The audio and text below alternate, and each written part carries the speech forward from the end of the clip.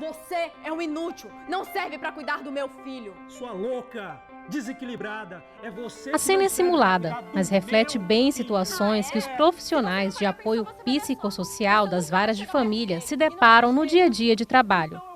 Pais que se separam e descontam as insatisfações das relações nos filhos.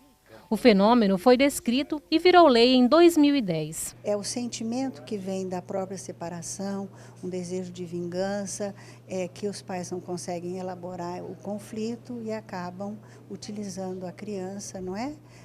No sentido de colocar um contra o outro. Apesar disso, muitos não sabem o que é alienação parental. Por isso, o Tribunal de Justiça de Rondônia se engaja na campanha nacional de mobilização e enfrentamento do problema. A ideia é informar a população sobre a gravidade das atitudes que desrespeitam os direitos da criança e do adolescente de conviver em ambiente familiar saudável. Vamos trabalhar em várias frentes, de maneira que nós possamos alcançar o maior número possível de profissionais e pessoas que trabalham com a questão da criança e adolescente, escolas principalmente, e o âmbito jurídico, para que o trabalho seja mais efetivo, de maneira que a proteção à criança e ao adolescente ela possa ser cada vez maior e concreta, não fique somente no papel. A separação dos pais não pode impedir que os filhos desenvolvam laços afetivos com os genitores e familiares. A gente trabalha com essa família, não é?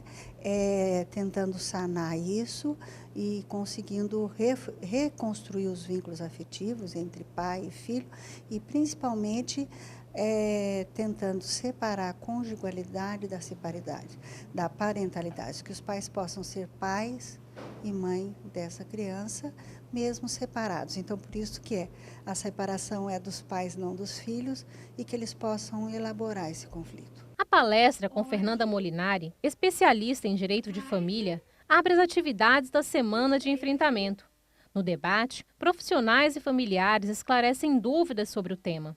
Pela quantidade de perguntas, são muitas as dúvidas, principalmente sobre as consequências que pode chegar a extremos. E, infelizmente, já temos relatos de crianças ou adolescentes que, em razão da alienação parental, diante do contexto e do impacto, se suicidaram. Né?